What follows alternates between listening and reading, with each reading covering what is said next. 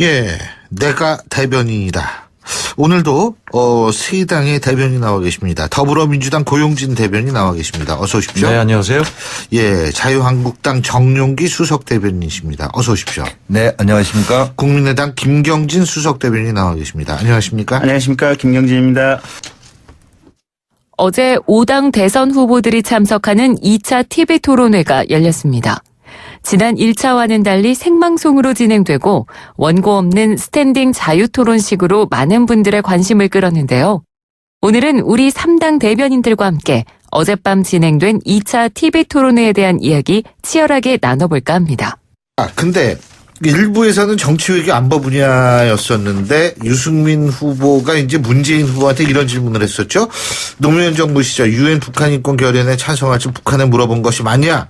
그러니까 문재인 후보는 국정원을 통해서 북한이 어떤 태도를 취할지 파악해서 보도록 했다는 것이 북한에 물어보라고 한 게 아니다. 그러니까 유승민 후보는 그게 물어본 거다. 이렇게 얘기를 했는데 어떻게 보세요? 고용진 의원부터 말씀해 주시죠.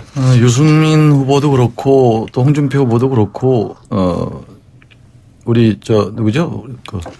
송민순 네. 전 외교장관의 회고록을 기초로 해가지고 북한한테 물어보고 한 거 아니냐로 계속 몰아가고 싶으신 거죠. 근데 이 부분에 대해서는 지금 문재인 후보가 여러 군데서 답변을 했는데 계속 반복을 하고 있어요. 솔직히 얘기해라 물어봤냐 안 물어봤냐 이건데 당시에 문재인 후보의 역할로 봐서는 여러 개를 종합해가지고 대통령한테 보고해야 될 의무가 있습니다. 예. 국정원을 통해서도 국제적인 반응이 어떤지 예. 북한의 동향은 어떤지 당시 남북 간의 어떤 개성 국면이었기 때문에 그런 부분을 알아보지 않고 한다는 것은 말이 안 되는 것이고 그런 부분에서 내가 여기저기 알아보라고 했다는 건데 알아보라고 한 게 물어본 거 아니냐라고 자꾸 그걸 우기면 그거 참 그 국민이 다 보는 토론에서 알아본 거와 알아보다 보면 여러 가지 형식이 나올 거 아니겠어요? 그런 미세한 부분, 남북관계, 외교관계에 관련된 부분들은 적어도 후보들이면 대통령이 되겠다고 나선 분들이면 지도자답게 예. 그런 것을 해량해서 봐주는 그런 좀 여유와 또 국제적 감각, 남북 외교의 특수성, 남북 관계의 특수성 이런 것들을 보는 시각 등이 좀 있었으면 좋겠습니다. 예. 네, 자유한국당 정용기입니다. 근데 이런 논란은 문재인 후보가 자초한 측면이 있습니다. 최초 이 문제가 제기됐을 때 기억이 잘 나지 않는다라고 했다가 이렇게 다른 사드 문제도 그렇습니다만은 명확하게 태도를 정리하지 못하고 입장이 바뀌고 왔다 갔다 하고 모호한 것 같은 인상을 주기 때문도 있다. 그리고 지금 송민순 전 장관의 회고록을 보면 지금 말씀하신 것과 같이 그런 좀 이런저런 다양한 저기를 알아보라라는 차원보다는 북한의 의중을 네. 우리가 좀 존중해야 된다는 그런 것들이 있었기 때문에 당시에도 송민순 전 장관이 그거에 대해서 예. 반대 의사를 표명했고 회고록에까지 이렇게 밝혀서 국민들이 알게 하도록 하는 거 아니겠는가. 예. 이 점에 대한 해명이 안 되고 있는 거죠. 예, 김경진 의원. 그러니까 그 부분은 저도 이제 그때 당시에 노무현 정부에 참여했던 사람이 아니니까 사실관계를 알 수는 없으나 전후 맥락을 가지고 보면 노무현 정부가 이 김대중 정부 남북 정상회담에 이어서 노무현 대통령 정부도 그 남북 정상회담을 하려고 그렇게 목을 맸었거든요. 그리고 송민순 전 장관의 회고록이 있다고 보면 실은 북한의 의사를 어떻게든지 존중하고 북한과 적극적인 마찰을 피하려고 했었던 그 맥락 속에서 있었기 때문에 문재인 후보가 말한 그저 이 인권결의안에 찬성했을 때 북한이 어떻게 나오는지 정책적인 어떤 반향에 대해서 평가를 하고 정보를 수집하려고 했다라는 이런 차원의 해명은 사실은 저는 거짓말 가능성이 매우 높다라고 스스로는 추정을 하고 있습니다. 다만 이 추정이 맞는지 안 맞는지는 모르겠지만 그때 당시의 전반적인 흐름은 그렇다. 그리고 만약에 제 추정이 맞는다고 한다면 물론 이제 아니라고 하시니까 제가 할 말은 없지만 그러면 그런 상황에 대해서 명확하게 국민들에게 얘기를 하고 정말로 남북 간의 평화 관계를 위해서 적극적으로 나가야 되는 것이 아니라 이 방향성을 설명해야 되는 것이 지도자로서 자세에 맞지 않느냐라는 것이 개인적인 평가입니다. 예. 네. 그 당시에 이 인권 결의안 문제를 놓고요.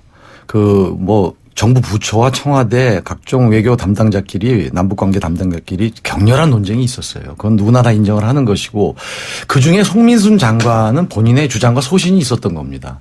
그래서 노무현 대통령이 송 장관의 얘기와 여러 파티 얘기를 다 종합해서 결론을 내리는 거였거든요. 그런 고민들이 있었고 거기에서 문재인 당시의 비서실장은 그 당시 여러 논쟁 속에서의 약간의 그 기억의 혼선도 있었지만 예. 나중에 그걸 다 정리를 한 거거든요. 그래서 그러한 논쟁 속에서 굉장히 고민 끝에 내려진 것이다. 예. 라는 점을 말씀드립니다. 그 건이 딱 그 것만 봐가지고 예. 생각을 하는 거 그리고 또 국민들께서도 그렇게 보시지 않는 게 그 이후에도 지금 북한 인권법이 어렵게 통과가 됐지만 인권재단이 출범하지 못하고 있는 것이 지금 국회 내에서 더불어민주당 측의 태도 때문이거든요. 예. 이런 전반적인 걸 보면 예. 북한 인권 문제에 대해서 인권 문제 그 자체로 접근하지 않고 북한 당국의 눈치를 지나치게 보는 것 아닌가 하는 예. 일관된 이런 제가 자꾸 얘기를 상황이 많이 있는 했는데 한 겁니다. 가지. 예. 그건 제가 전에 논평도 냈었는데 인권위원회 구성 부분은 여야 간의 합의사항, 인권재단, 예? 인권재단의 구성 부분은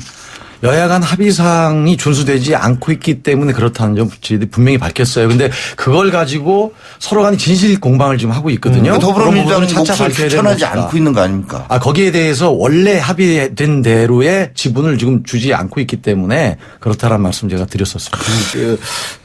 하여간 근데 홍준표 후보도 이제 지금 홍준표 후보가 국가보안법 폐지 문제를 제기를 했었고 유승민 후보는 북한이 주적이냐라고 문재인 후보에게 물어봤는데 여기에 대해서 확실한 답이 안 나왔다라는 평가가 있습니다. 고영진 의원께서는 어떻게 보세요? 근데 이 주적 논란은 이미 2010년도인가요? 그때 아주 치열하게 우리가 네, 했었고 문 후보 발언의 맥락을 다 국민들이 이해하시리라고 봅니다. 예. 세계 어느 나라에도 공식 문서에 특정 국가를 주적이라고 표기해가지고 하는 경우는 찾기가 힘들어요. 예. 더군다나 우리 대한민국의 중요한 리스크 요소가 뭐냐라고 하면 결국은 남북관계거든요. 동북아 평화. 이걸 어떻게 잘 만들어 갈 거냐가 정권 담당자의 해야 될 제일 큰 몫인데 여러 가지 행위를 제한하는 용어 이런 거는 사실은 그렇게 강요해서 물어야 되는 것인가 저는 사실 그걸 왜 그렇게 몰고 들어가고 지금도 때가 어느 때인데 이렇게 색깔론을 하고 있는지 참 마음이 답답했습니다. 네, 장성기. 자, 세계 유일의 분단 국가입니다. 세계 네. 어느 나라도 주적 말씀하시는데. 네. 자, 그래서 이 부분은 이러잖아요. 문재인 후보께서 얘기가 대통령 내지는 대통령이 되려고 하는 사람이 주적이라고 얘기해서는 안 될 문제라고 본다. 끝까지 그렇게 얘기를 하셨는데 그게 아니라 내가 국군 통수권자로서의 대통령이라는 측면에서는 분명히 북한 주적이다.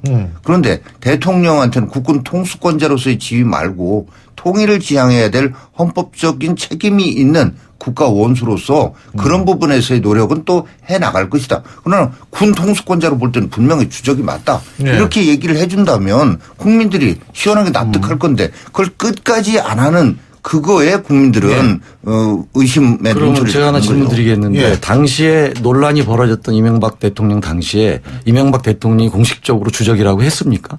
자, 대통령의 이명박 입으로? 대통령을 떠나서 아니, 그러니까 대통령이라는 사람은 예. 또는 대통령이 될 사람은 자. 용어 하나하나가 앞으로 지대한 영향을 미치기 때문에 쉽게 얘기할 수 없는 것이기 이명박 때문에 대통령 걸 제가 그것을 이해해야 무슨 된다. 사실을 제가 확인 지금 이 자리에서 할 수는 없어요. 그러나 이명박 대통령이 했으니까 안 했으니까의 문제가 아니고 우리나라 대통령은 북한이 이 두 가지 양면성 내지는 다면성을 갖고 있잖아요. 군사적으로 대치해 있는 분명히 적인면서 네. 동시에 우리 같은 네. 민족으로서 같이 통일을 지향해야 돼.